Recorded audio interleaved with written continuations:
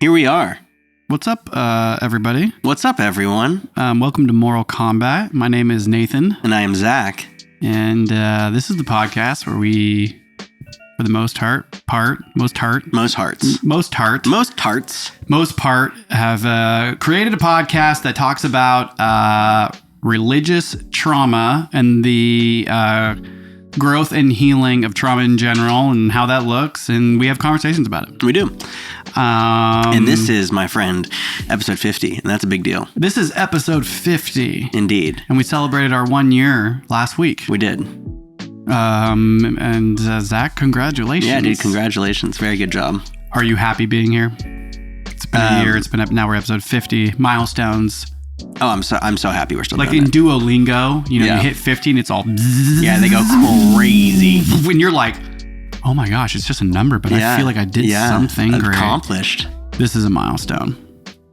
Halfway to 100. Halfway to 100. And we'll be 1/10 the way to 1,000. You know what I have realized is the longer we've gone doing this podcast, it's not like, oh, now we're getting all these views. It's about the same when we started. Yeah. We just have more subscribers, but it's not like, oh, the numbers are going up. The numbers are actually going down. But what I have realized is there's less people commenting on how we're just two unknowing podcasters podcasting because we're on episode 50. Yeah, there's a little bit more maturity. You see like the title and it's episode 48. Oh, well, I can't say they haven't been doing this for a while. It feels like we've been doing this longer than when we have. Like it feels like we should be celebrating 5 years of it, to be honest. I know, seriously. It seems a lot longer than 1 year. I'm excited to, now that we broke 50 and we're doing 50, I'm excited to break 100. That's it, man. It's all about setting goals. Yeah. Short term and long term. And so far, over the last 50 episodes, we have learned a lot about what it means to just not give up.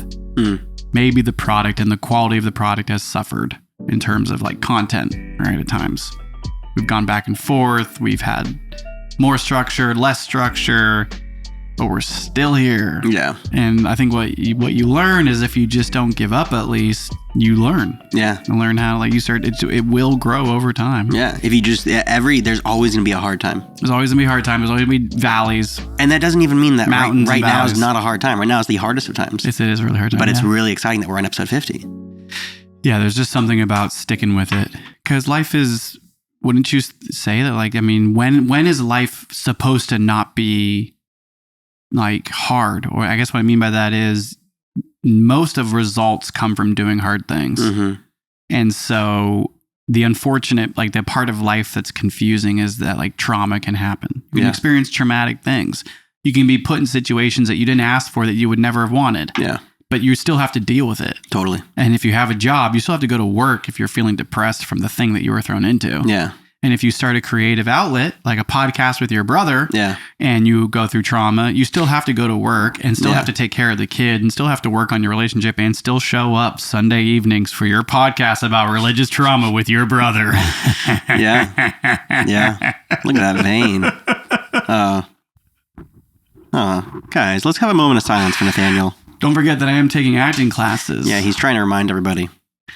So and so we are still here, and I think it's just commendable. I'm proud of you, proud of us, proud of me. Mostly just, it's really beautiful to see how much, and I've said this so much on this podcast, and I will forever, how much mine and your relationship has healed and grown because of doing this. Mm-hmm. And well, it's also just wonderful, wild to have unraveled a lot of trauma that I haven't unraveled, but with my sibling who's been through the same trauma, telling me the trauma they had. And they are unraveling that I never knew about. Wildly different experiences. It brings up a lot of things that it's like, I get why you are the way you are. Right. Whereas so much of our relationship growing up, I just didn't get why you were the way you were. And what you just said, like you get me or I get you more. It feels also like maybe it's like I accept you. Exactly. More by letting go of like the past or letting go of things I didn't know. And like this idea of letting go and acceptance is where true responsibility is born out of. Yeah.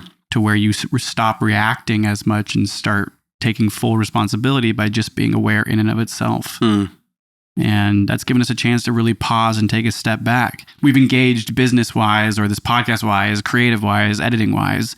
And every week's like another week to be like, what are we doing? Yeah. But like when it's all said and done, this whole podcast forced you and me to be like, we're spending time together. Yeah. We're getting healthy. And we're going to talk about it every fucking week. Yeah. Seriously. It's like, all right, well, what happens? Well, we got closer and we really healed. Yeah. Now we really support each other in our personal lives on a regular basis. Yeah. 100%. And so like no views, nothing does that. Yeah. And so that's what this podcast has really been for us. Yeah. And so, yeah, there you have it. Welcome. Welcome to breaking the 1 year and now breaking the 50. Because the 50 is halfway to 100, and that's a big deal. Yep. And I recently hopped on my Instagram, which one of the things Your personal Instagram? My personal Instagram. You still have access to that? Oh, yeah. I have access to my nbloston account. Wow. At nbloston. I have access to at Neoman Loves You. Wow. I have access to at Nene from the Bay, my newest one. Yeah. I have access to at Chorus Records. I have access to that one, our too. record label. Yeah. I have access to at Blouse Beats. That's our old Blouse music. Oh, I still have access to the Facebook. Oh, do you really? Yeah. Then I also have access to, that might be it. And then but I was just, every once in a while I hop on. Dude, you know what? And I check my shit. Chorus Records really bad at supporting me in my music. They don't share anything I do. Know, that record label sucks. They suck, dude. Because it's us. I know. It's us. It's weird in a record label that they don't even share your music. That's funny. It's not a good look. It's not a good look. No, not even the slightest. But it's our label, so deal with it. Yeah, deal with it. Okay, and it's possible someday we won't have to post anything and it won't matter. It'll still matter. Totally. But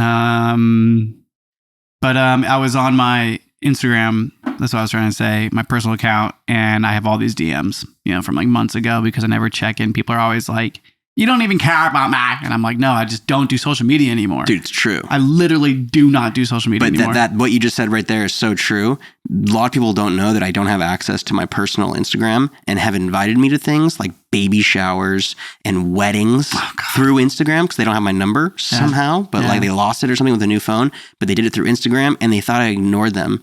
And I'd run into them like 2 years after they sent the message to be like, dude, why aren't you talking to me? Like, what are you talking about? Legit, this just happened a few weeks ago. Wow. And someone was so bummed. Yeah, exactly. They're like, dude, I sent you like so many things and you never responded. I'm like, oh, to where? Do they have your phone number? No. Oh. And until now. That's a bummer. And I'm like, take my number, you idiot. No, like, I don't have access to my Instagram. I mean, I respect, I have nothing to judge. It's like people that communicate through Instagram or communicate through TikTok or communicate, whatever. There's so many messaging apps through these social media or YouTube. You can communicate in so many different ways with each other. And I get it. Like some people do communicate to me through different ways than just phone call and texting. Yeah. And that's always how they've been communicating to me. But the unfortunate thing is because I took such a huge step away from social media years ago that now I have no desire to be on social media. I never go on social media. Dude, there's two types of millennials. There's the millennials that the second social media took over, they have never stopped and they just love social media. They live in it. There's other ones that after a couple of years of using it, they're like, I'm just never going to touch it again. Dude, and you're one of those because it was quick. Yeah. You were like into social media for like your young 20s and your young 20s, but it was quickly into your 20s where you're like, I'm not doing any of this anymore. I always had a problem with my ego and my problem with feeling fake and had a problem with like seeing people being like sharing what looked like real pain or real things and getting real like love and support back. And I couldn't feel that. I always felt like I was being fake. Like I just couldn't get past the relationship. But I was really good at being fake or playing a character for our music. Like love doing social media as in for a creative outlet or a project, right? Like that made sense to me. But when it came to my personal account, even though I think I've shared a picture like once a year, like the last few years. But like, anyways, I hopped on my Instagram and there's all these DMs, and I'm not going to say their name, but a good friend of ours has agreed to probably being our next our first in-person, not our first interview, but our first in-person interview. I would imagine this is who it's going to be. Is it who I think it is? Yeah.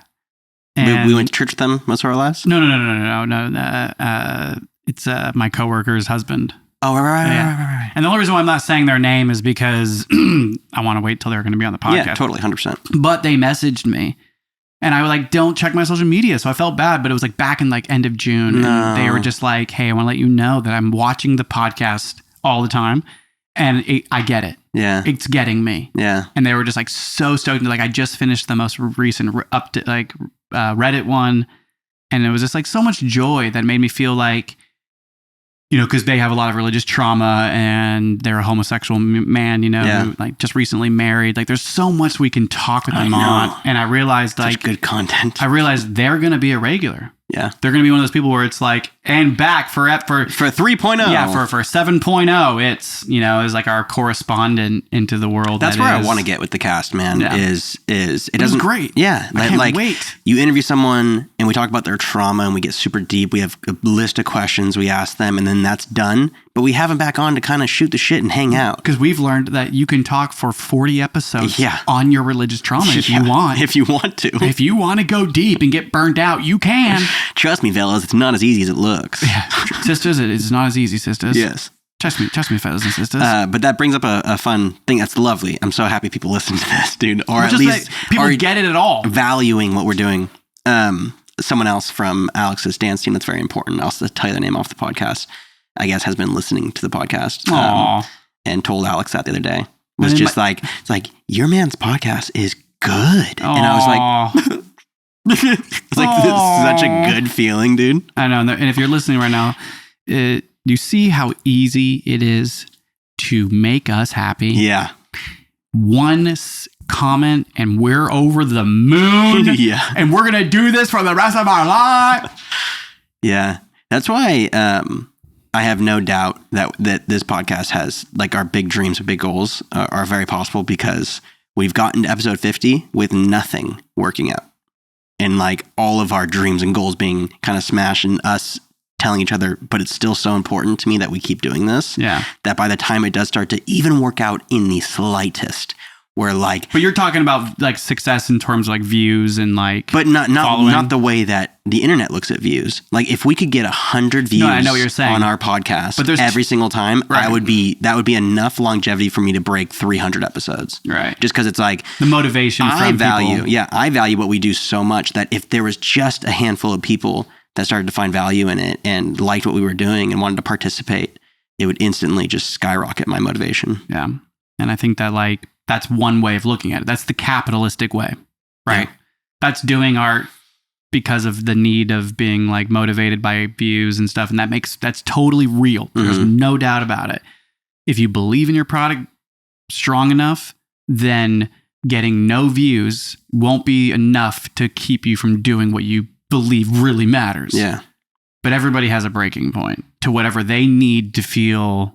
And the reality is like, if you can set other goals in your art and realize that really the art has nothing to do with views ever, right? That's just the truth about art. It's not about the views. It's about the art. And so, which I feel like you and I have had to learn in this podcast so many times. Mm-hmm. And that's what we like have grown so much in is learning that like, we're actually doing something for us that is bigger, just is than views. But we love entertainment. Yeah. That's why we're still doing it. Yeah. We'd love to be more successful in entertainment, which means like maybe making money and having viewership to where it felt like we could make a business that would, you know, continuously grow itself over time. Totally. And it's why you still do music. It's why I'm doing acting. It's why I produce music. It's like we're creative people. Totally. But we should probably get to our topic because it's already going to be a hard topic to get through in the amount of time that we've allocated ourselves. Probably be a longer podcast, but that's okay. No, I think we should keep it short and simple. I think we should just because it's all good. I don't know. This is a good topic. We'll see. I know. I'm just so busy. And so editing these podcasts are really difficult right now. So we got to keep it down to the hour, bro.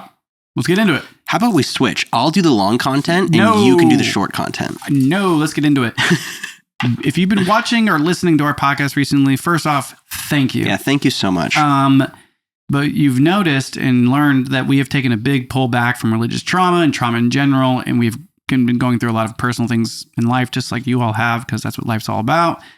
But those personal things have been really heavy. And so we have been needing to just be here for each other and talk and have conversation. But as we've started to grow that other part of our side of our podcast, the freedom to be whatever we want, the freedom to joke, the freedom just to have a conversation, still doesn't change the fact that we're here all about the trauma. Indeed. And so today's topic is actually a little bit more, or a lot more serious. And we were both a little bit, I don't know, like nervous just because it's heavy stuff and we don't know where it's going to go. So this is Bridging the Gap, maintaining relationships with religious family. Mm-hmm. How does that happen? How do you maintain a relationship with your family if they're religious? If you suffer from religious trauma and your parents or other siblings are devout, evangelical, conservative Christians, how do you maintain the relationship? Yeah. And trigger warning for anyone that has suffered this issue or religious trauma. It probably will be very triggering. So most of what we talk about when it comes to trauma is extremely triggering. Just wanted to give that little heads up there. But Zachary over here with his savvy little tools on his computer came up with this beautiful outline. And whenever we try to have structure on this podcast, it's fun because it works. And so we're just going to go down the list and we have some questions that we're just going to ask each other and answer them. Yeah. And I think we should go through these and switch off. So I think either I should start with the first question and then we'll just kind of go through. Okay. Because I feel like the first person to answer it is probably going to say a lot of the things the other person's going to say already. Yeah. Yeah. And I think I just want to preface or say that in my experience of people that I know that have walked away from the church or Christianity and have tough relationships with their families and what have you, I have friends, I know people that have completely cut ties with their parents or their other siblings. And knowing their stories or seeing their experience makes total sense. Mm-hmm. There's been times in my own life that I felt like I needed to do that. That's why we feel like this is important because if you've been watching this podcast or listening, we have a relationship with our parents. And our father is still a pastor of a church. Yeah, evangelical pastor. And so that's why this is important. Very important. And so it's a big topic. It's a big conversation. We talk about it right now in our private lives. That's why we figured, why don't we bring it to the podcast? Totally. That's what the podcast is about. Exactly. But it is close to home because it's pretty current. And there has been a lot of things going on in our personal lives that have been incredibly overwhelming. So the idea of us even being okay with doing this right now is a very big deal as well. Yeah, I mean, that's why we're here. Yeah. And I think that maybe it's relatable to other people's experience. Do you ever feel like your family's religious belief is a wall you just can't climb over? 100%. I feel like it's a wall that's burnt into their brain in such a way that there's no way of possibly climbing over it. And so it's not even a wall. It's legit like I don't even know what you would say. I feel like you could even just compare it to the border. Yeah. Right. There's all that shit about with Trump, right? Think of it that way. What's this idea? We're building a wall to keep you out. Right. It's but that wall, no wall keeps anybody out. Yeah. Right. So I think that's it's there's this persona, do you, in your experience with family, is that true? Well, it's 100% true. Yeah. Is their religion a wall that you can't climb over? Yes. But you have a relationship with them. Mm-hmm. So how is that possible? A respect for them being their own humans, having their own choices. And it's good. We're going to get a lot more deep into that, but that's really what it is. It's just, I respect them as their own humans. And I think they have grown to respect me as my own. Whether we have conversations that prove that wrong or right is that's just the only way why I'm still talking to my parents. Is that it's just mutual respect that they're my parents. I love them and I'm their son and they love me. Yeah. And we believe the 100% opposite things now. That's as simple as it gets. Yep. But it gets way more complicated. And we do have different experiences, especially where we're at right now with, I think, a lot of these questions, right? Because 100% the religious belief of our family is our parents is a wall. 100%. It's a goddamn mountain. It's especially since we started this podcast. It's one of those that in Lord of the Rings where they have to climb through the snow to get into Mordor. Yeah. And it's they're going to die. They almost die just getting in. And then they have to go through the cave and they almost die. And then they lose Gandalf. Yeah. And it's this real, it's no big joke, right? It's and then they come out the other side and they're crying because there's been so much loss. It's that's what happens if you try to climbed over the mountain that is the religious. Like everyone comes out hurt, and there's some lost souls. It's like, it's not something that's easy. So with that, it's like 100% a wall. When was the last time you felt othered by your family due to religious differences?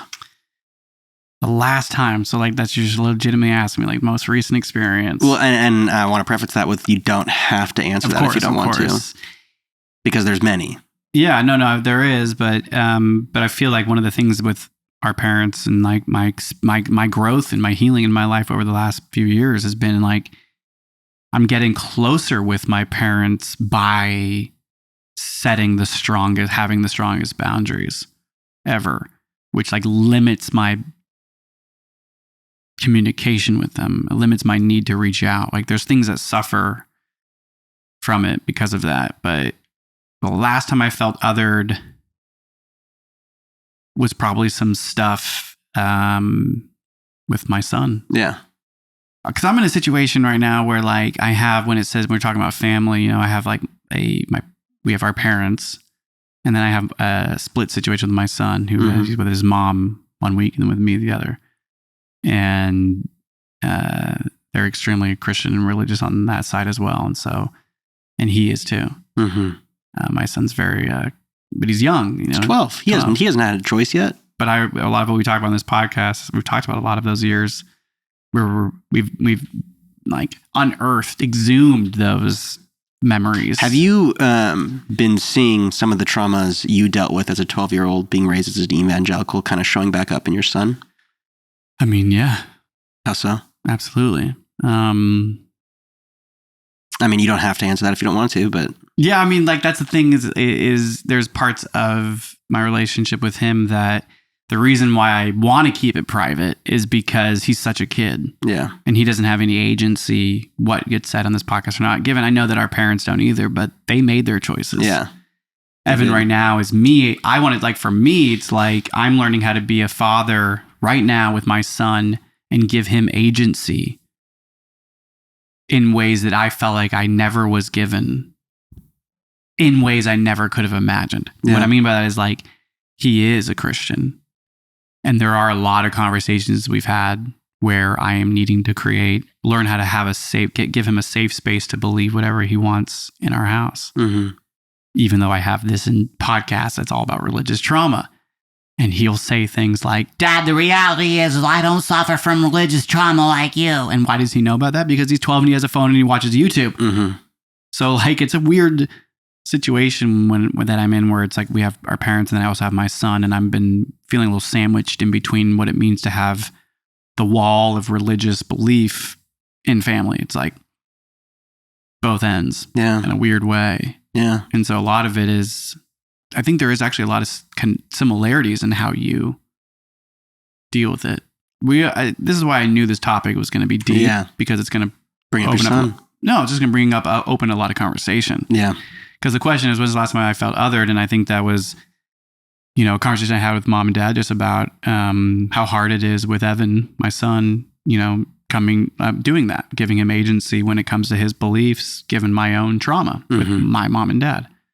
And that was a conversation where there was nothing bad about it. It was actually a really good conversation, but that was the last time that I felt like, this is why I feel so set apart. Yeah. Is because I can't feel like y'all see me. Yeah. Or make me feel seen or okay or like. Or can just even separate your beliefs from the love you have for me. Right. Because you can't. And so, that was the last time I felt othered. What about you? I recently had a conversation with our parents, just about the politics and everything. Why do you do that? It's going to come up later, but I might as well just say it now. I've not yet learned the boundaries I have with them. Yes. Because I've always, as the youngest, I've been able to have the hard conversations with them without it leading to a fight. Whereas you and Natalie, from what I've seen, just from my perspective, most of the time it leads to a fight. And I'm not saying it's your or Natalie's fault. It's the energy that they have parented you with. I'm just the youngest. They've coddled me since I was a kid. And so I can have these really harsh conversations where I say really like things that would normally really piss them off if you said. but some reason I can say it and they won't get mad, and we'll just keep having these conversations and we'll get deeper. And we were out to lunch and whatever, and some of the things they were saying just broke me. Reminded you. Showed me just the truth of how much belief politically, morally is hurtful. And so by having a political conversation where you are, as you've grown and so much, like you're on a very different political side now, right? I didn't even know politics existed when I was right. But I'm saying, like, right now in your life, like, so obviously there's major differences between you and mom and dad politically. Major difference in terms of life choices and beliefs and freedom of thought and acceptance. And so, like, any conversation with them about politics is like an open door for potential. Well, there's feeling othered. There's certain topics that they've changed their opinion on, and like, but not anything that would be like, oh my gosh, you changed your opinion on this, but more of just like really small stuff that we can agree on in like the financial sectors that need a change. But then that just can lead to like conversations about the LGBTQ community and conversations about like the Republicans running for presidency right now. And so, some of their beliefs on what reality is, especially about Trump and other things, baffle me. It's scary. It scares me, but not to like, what are they going to do to the nation? Just more of, I can't believe you think that, and I can't even tell you that because you have given it so much belief that it is your soul. And so I just have to be quiet and try to direct the conversation elsewhere. But it was just this conversation that kind of kept going in directions that I didn't agree with, morally, humanly, everything. Right. And I felt just like a kind of hurt, but also more of just like they exist and then I'm just over here. Yeah, othered. Yeah.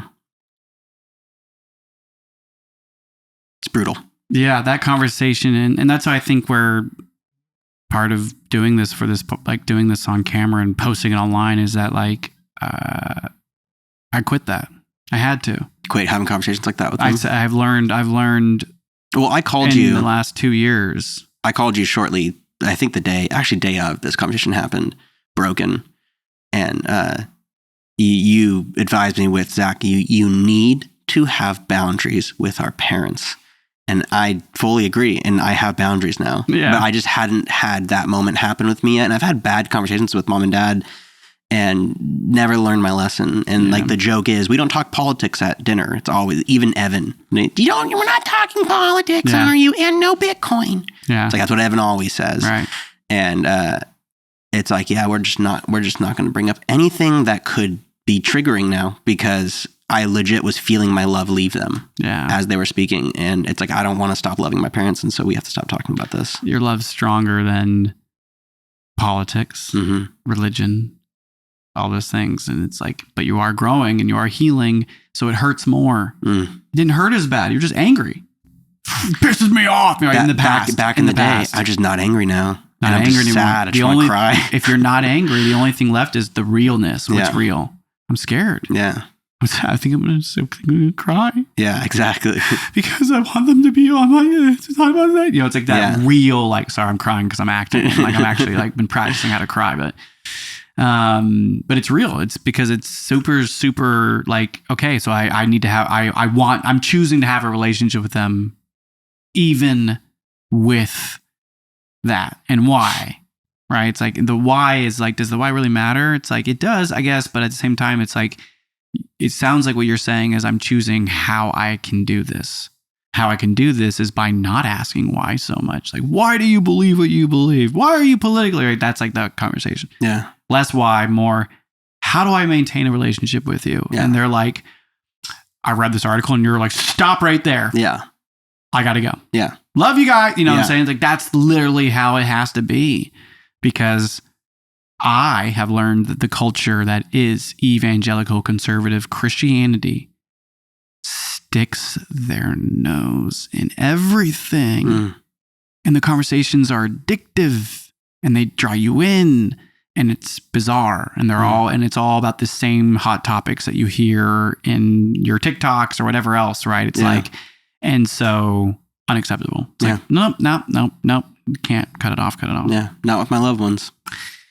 Moving right on. Have you ever felt like your family loves their belief system more than they love you? That's such a deep question, because I fully believe that my parents love their belief a hell of a lot more than they love me.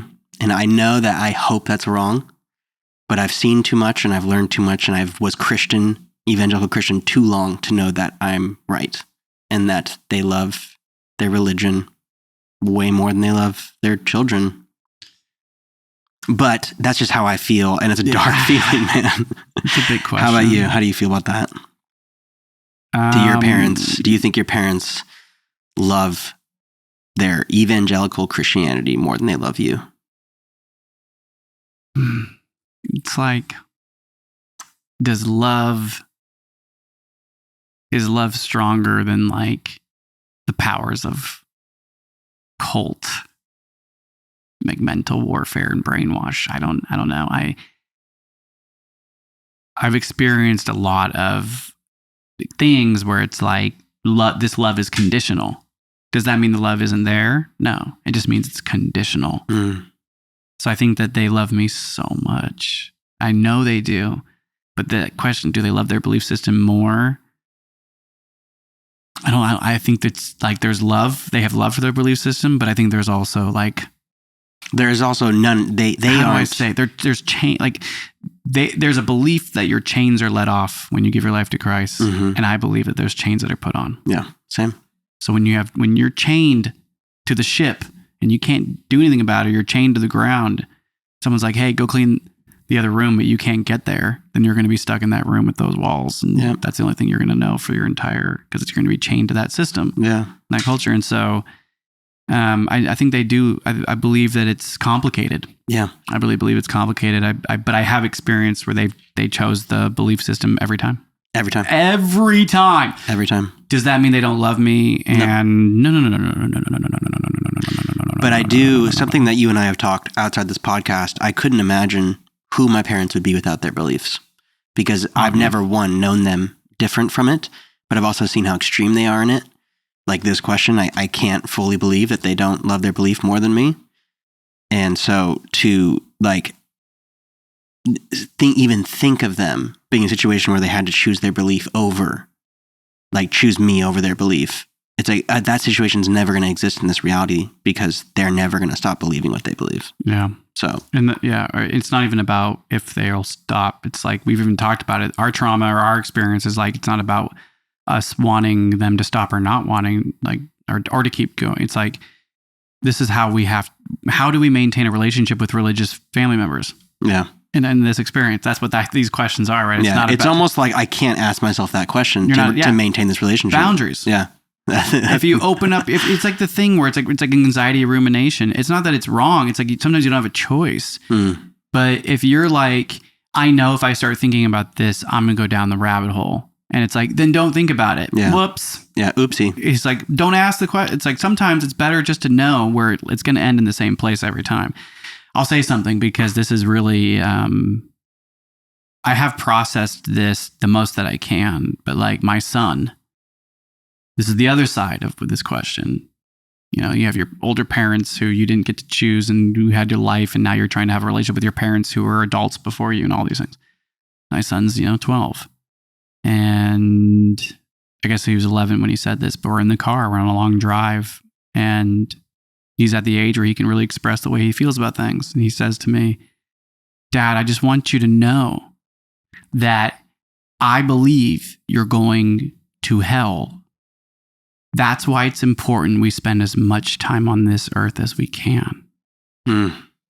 And tears. Yeah, 100%. It's like that scene in Interstellar where Matthew McConaughey is driving away and he's like, like I had that moment where I saw myself in the reflection of the thing, and he's right there in the passenger seat, and I'm just all, and it was like a anger, fear, and I realized so fast, I was like, this is it. Yeah. This is a moment. This is where I get to, like, the other side of the coin. What's it feel like to be a dad, to hear your own son say that to you? Yeah. The same thing that your dad said to you.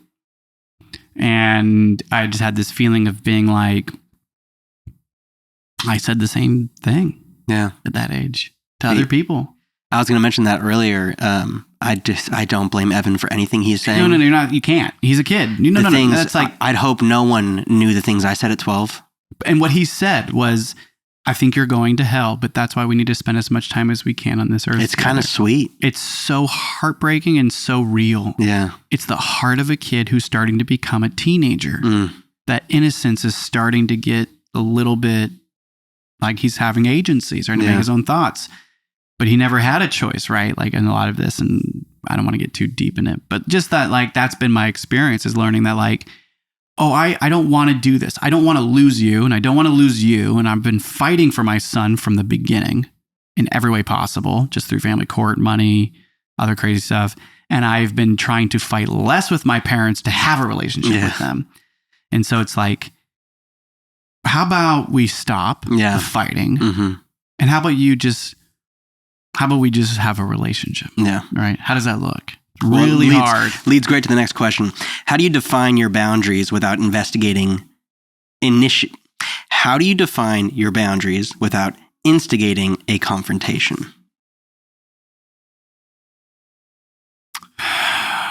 Well, the boundary I've set with my son is actually the opposite boundary I've set with mom and dad. The boundary with my son is every opportunity that he opens his mouth, given it's a vulnerable thing, something he's speaking from his heart, or speaking about these things or whatever, not just like a kid, teenager thing, this is a safe space. Even if it hurts, even if I'm scared, this is a safe space for you. This is a safe you have agency here. You're a person. Be, live. You are, so do, right? Like that same, like, take responsibility, learn responsibility. And so if religious things are said, or weird questions, or stabs that are like not meant to be stabs, that are just like, he's trying to figure it out. He needs a safe space with his dad and stepmom all the time. Yeah. Because I didn't have a safe space. So I know what that felt like, and it fucked me up. Yeah. And I know he don't have no safe space over there. No. So that's hard for him. It's hard because you don't realize that feeling until it happens. Your kid says something you never would imagine while you have religious trauma, and you're like, say more. It's like you have to keep that door open door policy. And thank you, Megan, my fiance, is partner I needed to help me learn what it means to give people space in ways I never imagined, because I'm learning a lot from her in that. But with our parents, it's so simple. The boundaries are so simple. Yeah. You said it earlier. It's obvious. In order for you and me to have a relationship, we do not talk religion. We do not talk politics.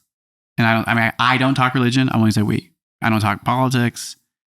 And if things come up that are necessary conversations, that there has to be a policy of like me actively working at being honest about my pain, not projecting anger out of fear and insecurity. Honesty.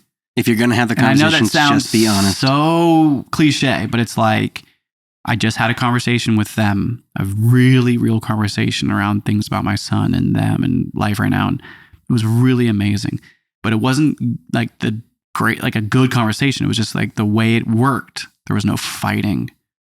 There was a lot of tears, and there was like real vulnerability, but there was like, from me and my experience, it was like, I just said exactly what was honest.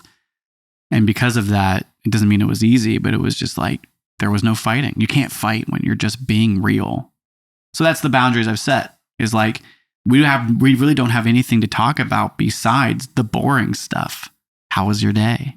If I do talk to you, hey, how are things? What you been up to? How's the book, Mom? Getting published yet? Yeah. Hey, Dad, how's the church been? Yeah. Because that's his work. Yeah, it is his work. It's been his work his whole life. And like having conversations about his experience in church, letting him express himself and not letting that be a thing. It's like, I want him to be able to, like feel free to live his life in front of me. Like, as long as I feel free to live mine. And mine's alcohol free and a lot safer, and I'm not as angry. And so like tomato, we're working together now. These are the boundaries. And if triggering things come up that are like where I have a hard time, all of the acceptance and like just not capable of those conversations. And so that's the boundaries I set. Totally. That's how I do it, I guess. Or you have enough of those conversations. You have to maintain. It's all about maintenance. And like some relationships are about maintenance. The relationship with my partner is about growth. The relationship with my son is ultimately about growth. But he's going to be a teenager, and so it's maintenance. Okay, like it's just, and everyone knows that about teenagers. You just have to maintain. Create a safe space, let it go. Create a safe space, let it go. Busted. You're busted. You're busted. You're busted. And I don't know. What about you? I'm learning. Okay. I'm not there yet. I haven't made any boundaries with them. And I know that. And I think that one of the things you said earlier was that, you were the baby of the family and you were coddled differently. And so you were able to have conversations that me and Natalie ultimately, and Natalie's much different than me. Like I had so many conversations with mom and dad, but a lot of them didn't go well. And you were able to have the conversations with them that the content wasn't great, but they went well. And for a long time, I've been like, free yourself, my boy. Free yourself. No, you used to always say, why would you talk to him about that? And it's like, I don't know. I guess I'm not accepting their beliefs. You're learning, man. You're I'm just hurt. Starting to learn. Growing. You're healing. And you got to do what you got to do. I think anybody that relates to this podcast can relate with you. It wasn't that long ago. Like that's all I did was try to understand, why am I doing this? Why am I having this conversation again with them? I'm so hurt right now. I'm crying in my room alone. Why did I do that? Like, how did that happen again? How did it happen again? How did it happen again? And I think I finally learned why that was happening again and again and again and again for me, and it's like not about them. This is about me. It's about me for me. And this is how I do it now. Totally. And it's safer. There's still a relationship. Moving on, we have about, let's say, 20 minutes. Hold on, let's skip that question then, because that one's like exactly the same one. All right. How does it emotionally impact you when you have to face your family's religious conviction? Does that make sense? It does. What's that saying? It's basically saying, how does it emotionally impact you that your family's religion believes that you're going to burn in hell the rest of your life? Like convicted. You're convicted. We were once followers of the faith. We have directly and openly chosen to not only just walk away, but start a podcast talking not so positively about being raised in the faith. It's like the worst thing I think we could ever do. Yeah, we're here too. The most conviction. We're over here too. Okay, this is our church. Emotionally impact me. It doesn't emotionally impact me the way I thought it would have when I wasn't evangelical. It emotionally impacts me more that my parents can't see beyond just their beliefs. I have beliefs about things that I can kind of be like, well, that might not be true. And so I'm just going to leave this open. They can't do that. And so it makes me sad that they believe I'm going to burn. Like a code of morality. Yeah. It's like they believe that you and I and Natalie are all going to burn in hell for eternity. Yeah. And I guess I don't think they would ever be able to say that. No. But it's in the book. Who gets the good deeds we did as Christians then in their chapel when they go to heaven? I don't know. Because that's just going to go to waste. That's just gold. Okay. I remember thinking that as a kid. Like, we went to Mexico, built an orphanage. We did this. I did so many good things. And Dad used to always tell me that you're building your mansion in heaven right now. You're building your mansion. You're building your gold. Like, is my mansion just going to be like uninhabited? It's the biggest This is where Zach would have gone. Sadly, he's there. Yeah, exactly. Oh no. Sorry. Oh no. No, that's really like when I think about emotionally how I feel about it. I'm still, I think it's like, it's sad and confused because I'm confused at how they can believe it and sad that they do. Right. And so I'm just, that's how it is. Yeah. How do you emotionally attach to the religious conviction from our parents and their beliefs? Well, I think that the second question underneath this one says, do you ever fear you are the disappointment of the family? Ooh. So they're kind of connected. Do you ever feel that you are the disappointment of the family? I mean, I did forever. Yeah? Yeah. Do you still do? I wrestle with it, but I think that as I've shared on this podcast, which I don't know the exact one, but like the reason why I went on retreats that were about facing my fear of abandonment was about facing my fear of being cursed and feeling like I was the cursed. Yeah. I'm cursed.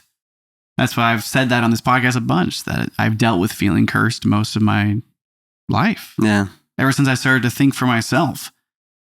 The moment I started to think for myself, hey, maybe I don't want to be a Christian now. Or maybe there's more to life than Christianity. Maybe the other religions are also true, Dad. Yeah. It was like, oh, you're thinking outside of what we want you to think about, so you stop that now. Yeah. Your thoughts are wrong. And you're wrong for doing that. And you can't do that. And if you do that, we'll gaslight you. We're gonna gaslight you a lot. And it was like, so at 14, 15, it started where it was like it started to be planted that I wasn't, like I was a disappointment. That I'm disappointing. I'm just so disappointing. Nathan, you're so disappointing, Nathan. I just want to comment, because I was there and I saw it all. It wasn't just our parents that were disappointed. It was the whole congregation. Right. It was like, so this question's like, do you ever fear you are the disappointment of your family? No, not anymore. Yeah. But I mean, that's because I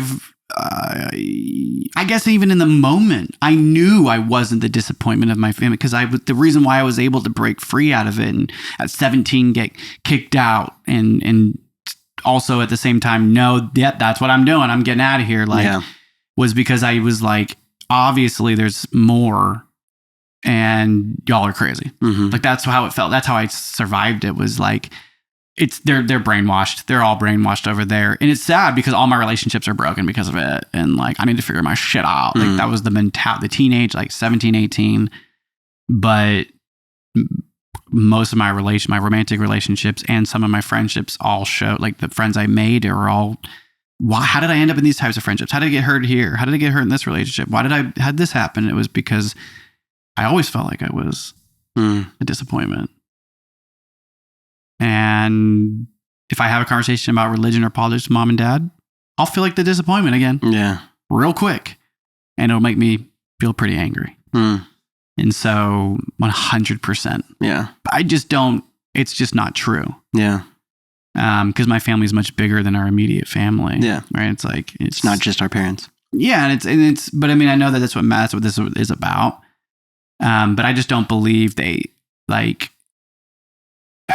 it's like, I want to believe that they can see me more than just what is the Christian belief system. But I think what you just said is true, that I don't think there is much more important than that. So like, even though my life has been this, in their eyes, a productive and amazing thing, probably, like because they're loving people, the other is still true. Yeah. There's no denying that. Yeah. Because that's felt. So the disappointment's like, that's like, I've been suffering most of my life because I know that no matter how proud, in quotes, they are of me, they're always a little disappointed at the same time because I'm not a Christian. Something that mom recently had said to me that surprised me, honestly, that she would even still think this. But she was like, my biggest hope is that you all come back to God. How long ago was this? 6 months ago. Woof. Yeah, and another part of keeping the relationship with your parents is it just didn't really spawn much. It's like, yeah, that's all I did. Because of course she thinks that. As I thinking, but really it's like, I wanted to be like, Mom, why are you kidding yourself? That's never going to happen. Ever. And I'm sorry if that breaks your heart. But that's what you felt. That's what I felt, 100%. But I didn't want to break her heart. No. Yeah. Can't. No. That's what this is about. We don't want to break each other's hearts. I'm doing this play in my acting class, this monologue from Death of a Salesman.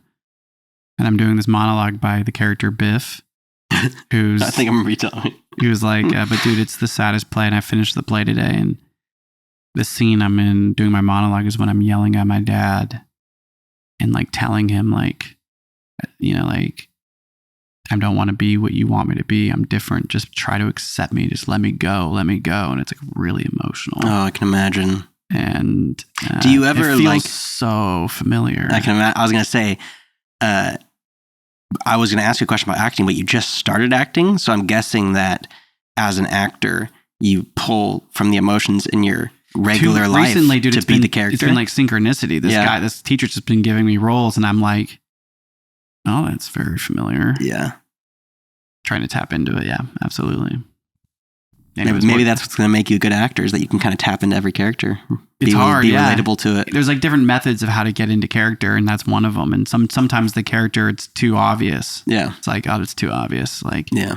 That's where a lot of my emotions come from. I'm an emotional person for a reason. Yeah. I had an emotional upbringing. Yeah.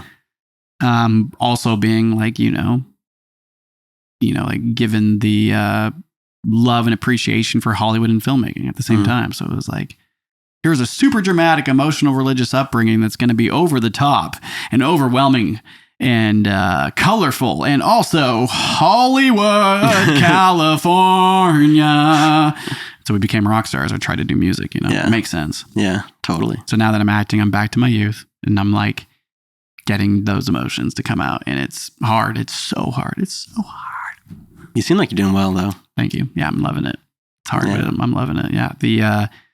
We're totally getting sidetracked here, but the scene I'm doing, I have to film one scene this week that we did last week, but then the new character is I'm a captain in the military, airborne.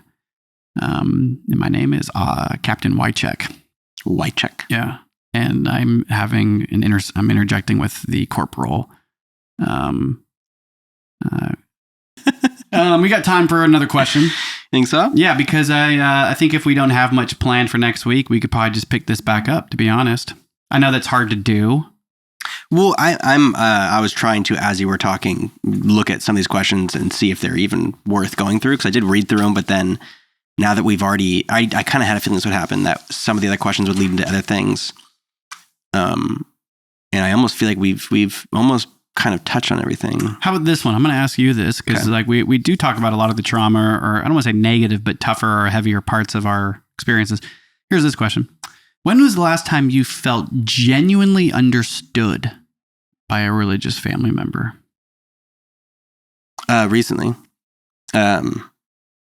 I'm just going to be open with exactly what it was about too. No, I've always, ever since I have become an intellectual, as I like to say, go back to school, learn how society is actually running, not the way that I was taught as a Christian. Mm-hmm. And I've always had a very strong feeling that we need socialized medicine in this country, or we're going to kill each other. Because when you can't be healthy and everyone's like, well, then you must work, but you can't work enough to make enough money to afford your health, then what are you going to do? You're just going to start killing people. And we are killing. I mean, there's mass shootings all the time. There's mass shootings all the time. People are losing their minds, and it's ridiculous, our country's medical system. And just recently, I was having a conversation with our father about things probably I shouldn't be talking about, but this was way before the other conversation. And I was on the phone, and I mentioned that. I was like, Dad, I just don't know. I don't know how we can't have socialized medicine. I was like, it caused me so much stress. And then he instantly was like, yeah, me and your mother finally agree with you on that one. What? Yeah. Wait, what? Yeah. Wait, I don't get it. This is why it's so confusing. Because it's gotten so bad, dude. This is it's so confusing with them. Holy shit. I mean, socialized medicine isn't that religious. It's just socialism, and anyone on the far right knows that socialism is the worst thing in the world. It's kind of like the Maui fires. Yeah, fires in Hawaii, which so sorry we know what you're going through. The Maui fires, where there's a hurricane that is part of the reason why the fires are so bad, and it's like a perfect situation of being like, what do you think about the warming of the planet now? Yeah, and it's like, the paradise is on fire and hurricanes, and it's like people are jumping into the ocean to flee. This is what the movies showed us. People jump into the ocean because of, like catastrophic fires. It's like, that's actually happening now. It's like, so do you believe now? Do you believe now? That's one of the things that is on the no boundary talking, because they don't. I know. I know. That's why it's, what's the point? I think what baffles me even more is that we can have a Republican debate where the Republicans are yelling in their mics saying global warming's a hoax, and everyone cheers. Of course, because how are we there? Yeah, it's the same conversation you have with mom and dad, man. You have the conversation and you realize you're just feeding into that same energy. Yeah, it's the energy that it's been this way for a long time, and you can get people riled up over things if it kind of connects to their religious beliefs or belief systems at all, and it doesn't take much. Yeah. I guess with me, when was the last time you had a conversation where I felt genuinely understood by them? Yeah, just I think the whole situation with raising a kid in my situation where I was never with his mom and was thrown into fatherhood in a really aggressive and violent way, really, and have had to fight for my time and my rights, and it's been extremely expensive, and it's forced me to grow up real fast, all my 20s, and I've succeeded through it and like made it out alive, if not thrived. And so that's where my parents and I have succeeded. That's like been the beautiful part of suffering, is like there's no denying the innocence of a kid, and there's no denying what he's going through and how it connects to my upbringing with them. There's all these connections that like none of us can deny, and they can't. And so when what I don't like is that most of the time that I feel genuinely understood, and we're not talking about like just fun gathering. We can have like family nights and gatherings. Like, that's what's so wonderful, is we've gotten to a place to be able to have such easygoing board games that are just like everyone's understanding each other. This is amazing. Let's stay like this forever. Yeah. But when it comes to like what it feels like to be seen or connected or genuinely understood, is what I'm guessing this question's getting at, is like it's always when there's a lot of pain going on. That's when there's some genuine understanding. Totally. And I hate that, but I get it. Yeah. And I'll take what I can get. But it's like the most recent time was after that conversation I had with them, and during some situations with my son that are really hard right now. That's like they're hurting too. So it's within pain we genuinely understand one another, that what matters most is to be close in love. That's funny you say that, because that's the only way we have agreed on what I just brought up too, is the pain of me having to suffer, not having health insurance, or like going through the battles of getting it and not be able to afford certain things, and with my back being hurt, like what does this mean? And it's like all of that was part of the conversation, and then it led to this, but it was all this pain I'm dealing with that my dad understood. And then he was like, yeah, we finally agree with you on that it should be socialized medicine. It's like, what? Yeah. What? But it just came from pain. Yeah. Because we all understand pain. There's probably a really good quote there. Yeah. Pain. That's period. All right, Zach, I think that there is more here. Let me see here if there's anything that's like significantly good that we should talk about. How do we do?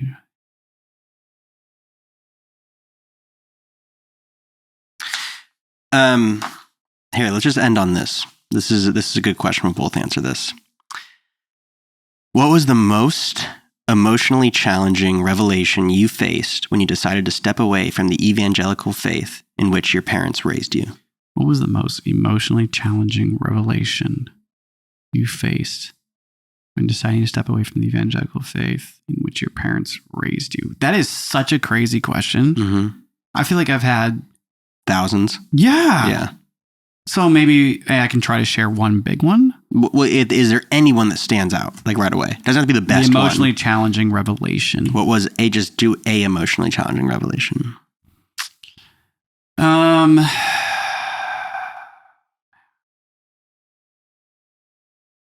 think that like it's really hard to answer because there's so much that are like so many things that are going through my brain right now of the challenges, like the emotional revelations I've had.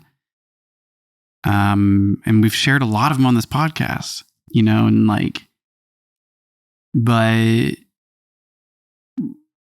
one of the hardest revelations, or I guess emotionally challenging revelations in terms of our relationship with our parents, you've said it a lot on this podcast, has been when you really step back.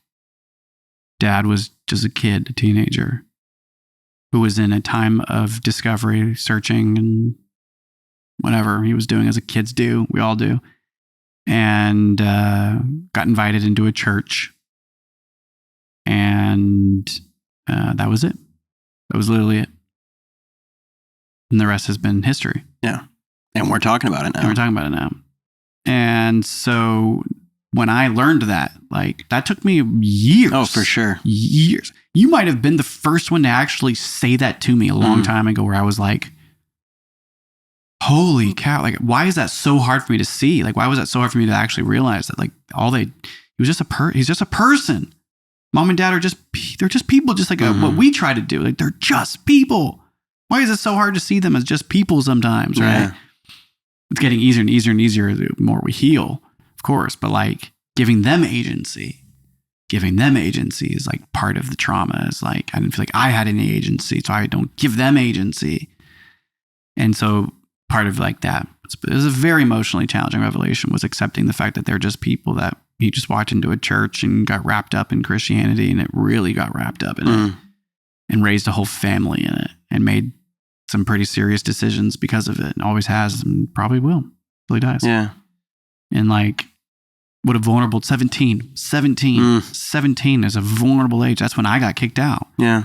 17 was when Arthur Miller wrote the book Death of a Salesman, or wrote the short story about it. Like, that's when like a lot of like, just because I'm reading it and I'm doing a part in it, like, but that story is so dramatic and so about family breakups and sons and their dads and like American dream and everything. It's like, but 17 is an interesting age, isn't it? Where it's like, you're not an adult according to our laws. Like, you don't feel like a kid, but you're still a kid. Like, and that's when he got, like, he got brought in, and that choice changed everything. Changed his life too.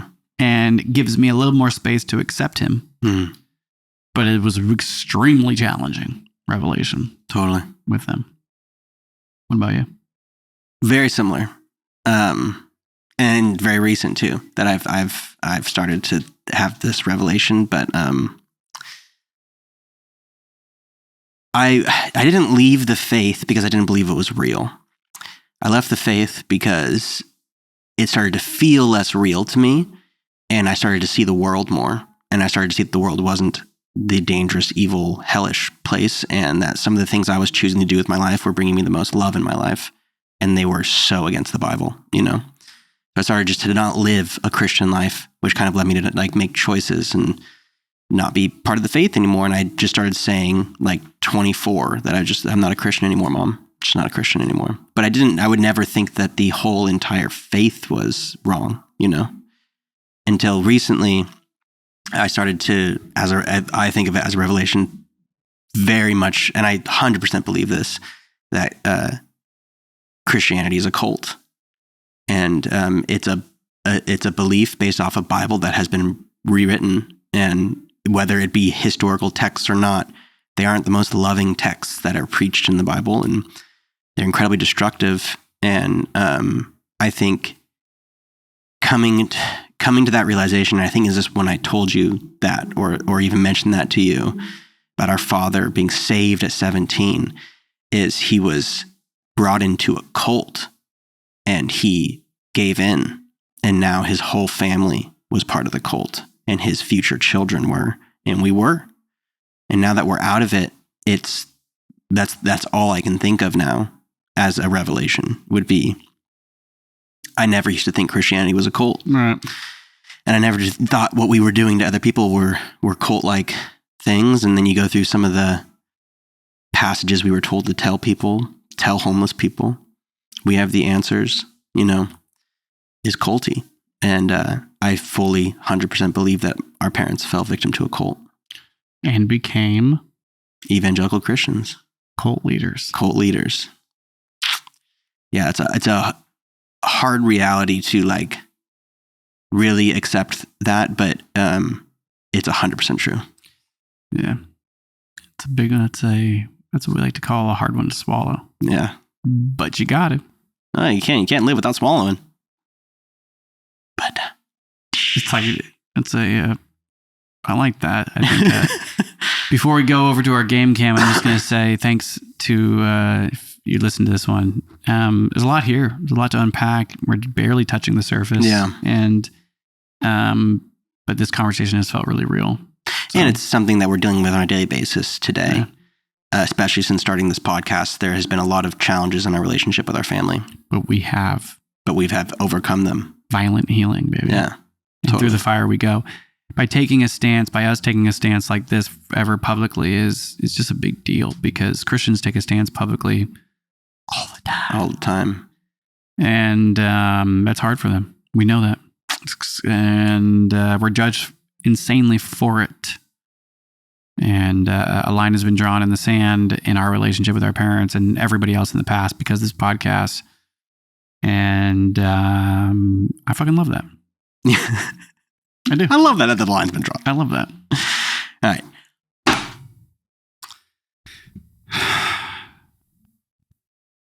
That was a wonderful conversation. Thank you. Thank you. And one of our longer podcasts, like 10, 15 minutes longer than usual.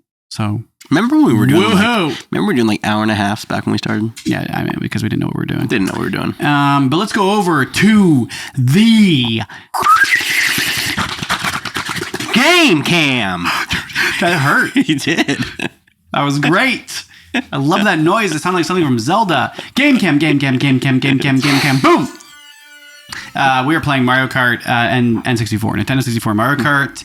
And if you've been watching, you know that we've been doing this for a while because it's the game of our childhoods. And one of the things that we like to do in the podcast is embrace our inner child and let it fly. Mm-hmm. And one of the ways that we do that is by playing Battle on Mario Kart 64. And surprisingly, we're on the 4.0s, ladies and gentlemen. And I'm Peach tonight.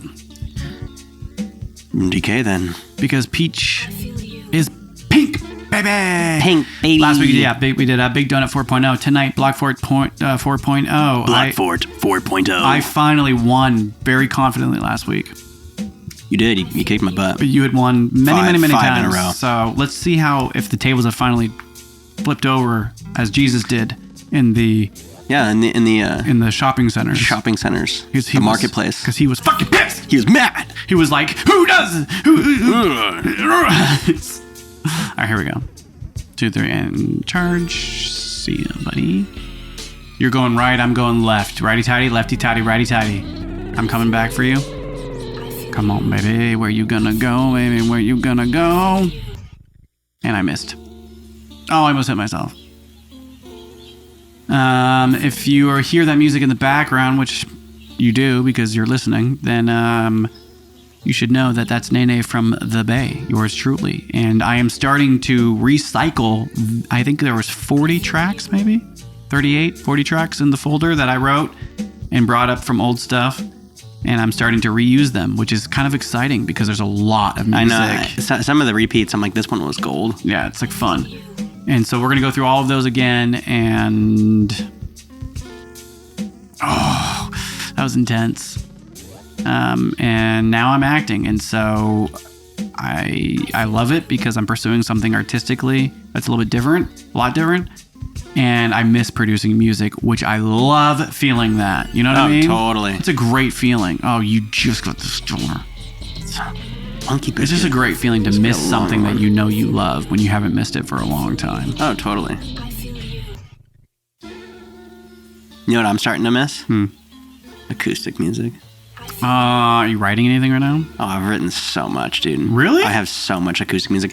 Ever since I went on tour in New Orleans, I have been writing music and I haven't recorded any of it. So how long ago was it when you first went on tour in New Orleans? About 4.5 years ago. So so you have a lot of music. Yeah. Dude, how have we not hurt each other once? This might be one of the longer ones. We are sorry if you're bored. You know, we all know you all watch these. Yeah. Oof. Oh, I missed my jump. I was trying to do a cool Fast and the Furious jump. Get back over here. Gah! I just wanted to sacrifice. That hurt. Definitely didn't feel good.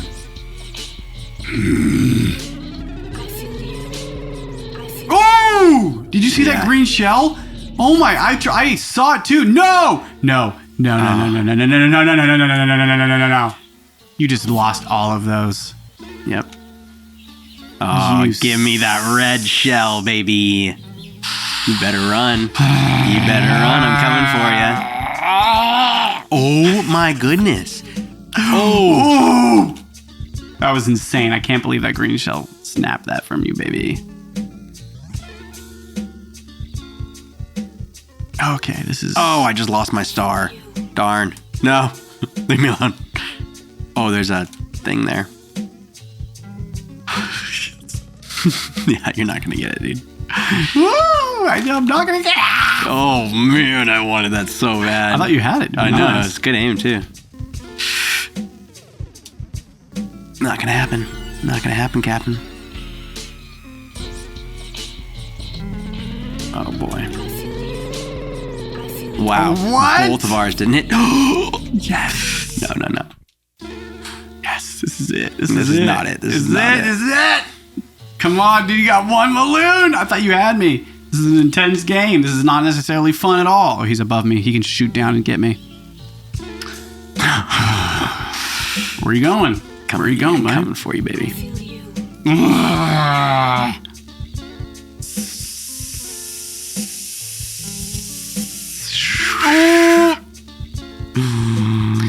Oh, darn.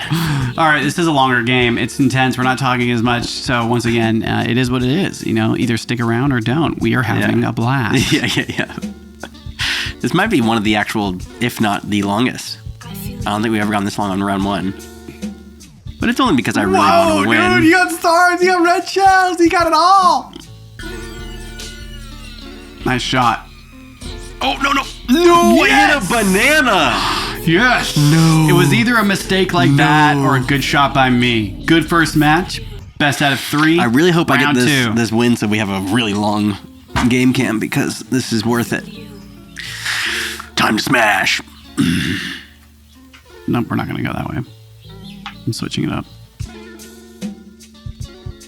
Face me like a real fighter. Ride. Will you ride with me? Ride with me. Will you ride with me? Is that Lord of the Rings? Yep. Will you ride with me? Oh, hey. Where'd you go? Where are you? Oh, hello. No. Later, buddy. Oh, you got me. Oh, I see what you're doing now. Yeah, I just drove horribly, though. Yeah, you just missed. Oh, I'm alive somehow. Oh, okay. Focus. Got real lucky there, not gonna lie.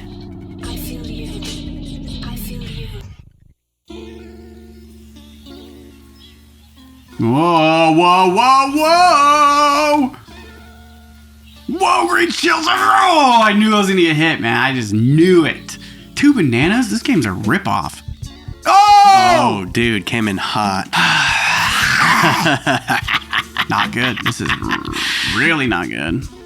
It's okay, Nate. It's not okay, actually, because I need this game to be over. Oh, the game did a little glitchy thing there. Are you serious?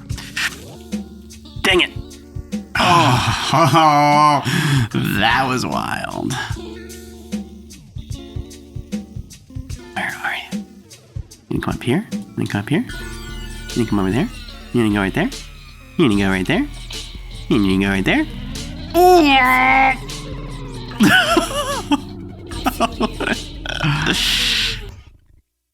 No! What a shot, dude. Oh my god, of course you get a star. Get over here, baby! Of course.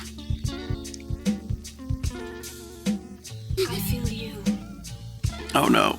Oh, shoot! Dang, dude. Oh, there's no talking. There is no conversation happening right now. Not much. It is just pure anxiety. Nate's got 1 balloon, I got 2. Oh! Come on. Oh my goodness. He should have just died. Oh!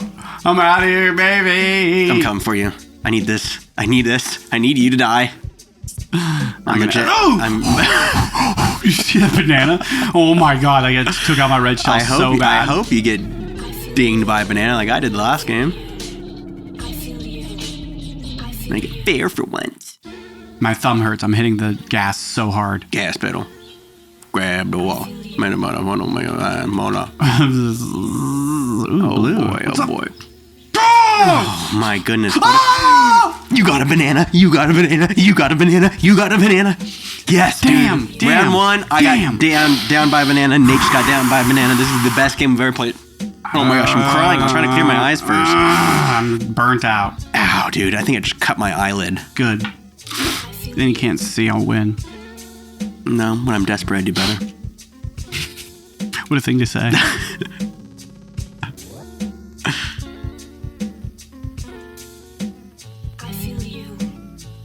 All right, I got 6 shells. I gotta do something with. Oh, I didn't do anything with that. Oh. Whoa. Darn. Whoa. He twirled around and furled around and made me get whirly-purly with it. Oh my goodness, how did you dodge all of those? That's insane. It's a hellhole down there.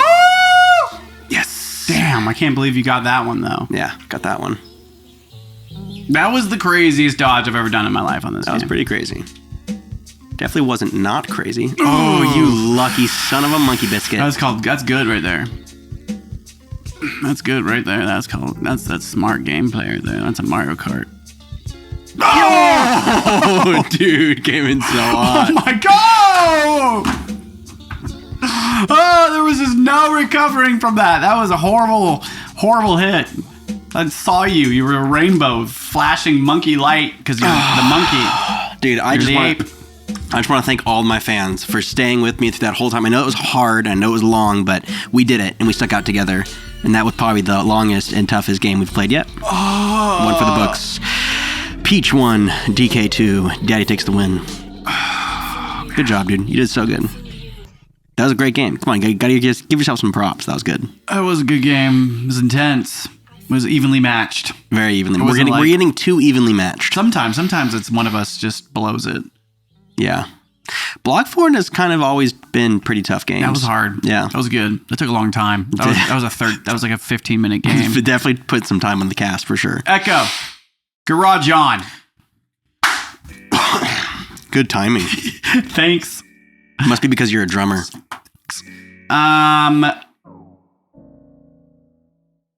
That's it. And just so that all our viewers and listeners know, the whole time there's been a mariachi band playing pretty much in the backyard. Yeah, it's been another fairground celebration, and it's great. It's wonderful, actually. Wonderful. Love it. But it's you can't hear it. We can. We can definitely hear it. So talk about staying in character. Yeah. Good job. We did great. Thank you, everybody. We'll see you next week. That's it. That's that. Thanks for being here for 50 episodes. 50 episodes. Happy 50. Yeah, and if you've been here for 50 episodes, say something. Say something. Right? Comment on a video. I don't think anyone's been here for 50. Well, if you've been here for more than 10. If you've been here for more than 10, if you've watched 5 consecutive episodes. Yeah. Which we know we've only had one view in last week's episode. Yeah, so you can't say you did that. Unless you're listening on the podcasting app, which we do get quite a bit of downloads now. Got like 35,000 last time. It is what it is. Bye, everybody. Bye. Yes. Recording.